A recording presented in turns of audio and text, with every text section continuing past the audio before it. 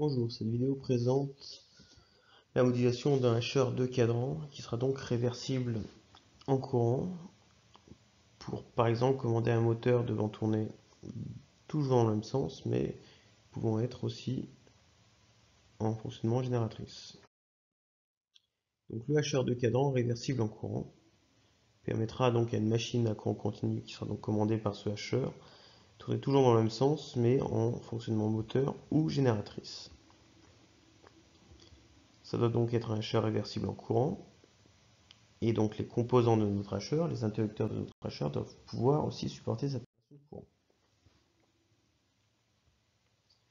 Donc nous voulons que le moteur puisse fonctionner dans les cadrans 1 et 4, avec donc une vitesse toujours positive, et un fonctionnement moteur donc quand le couple sera dans le sens de la vitesse, ou un fonctionnement génératrice quand le couple sera donc opposé à la vitesse. Donc pour avoir ce fonctionnement sur un moteur à courant continu, il faut donc que le hacheur puisse nous délivrer une tension qui sera toujours positive au bord du moteur, mais une intensité qui puisse être positive et négative.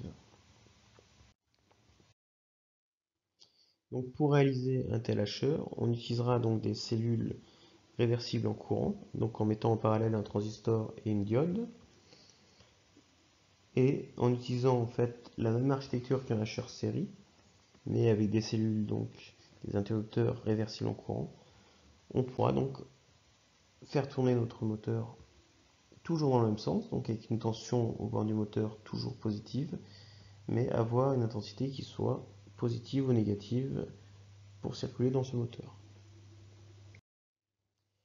Si on veut regarder le fonctionnement donc dans le cadran numéro 1, c'est-à-dire avec une tension positive, une intensité positive, ou donc pour le moteur un couple positif et une vitesse positive, donc en commandant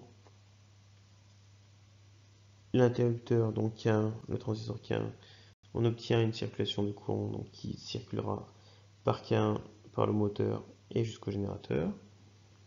En phase de roue libre, il suffira de commander l'interrupteur K2 et dans ce cas-là, c'est la diode D2 qui sera passante. Pour fonctionner dans le cadran numéro 4, c'est-à-dire quand le couple moteur sera négatif et que la vitesse du moteur sera positive, il faudra donc que notre hacheur puisse délivrer une tension positive à notre moteur et qu'il accepte une intensité négative. Donc lorsque l'on commandera K1, ce sera la diode D1 qui sera passante. Et lorsqu'on commandera K2, ce sera le transistor K2 qui sera passant en phase de roue libre. Ainsi, dans les deux phases, donc la phase génératrice ou la phase de roue libre, nous aurons donc une tension positive et une intensité négative dans notre moteur avec un tel montage. Voilà pour la présentation de ce hacheur de cadran, donc réversible en courant.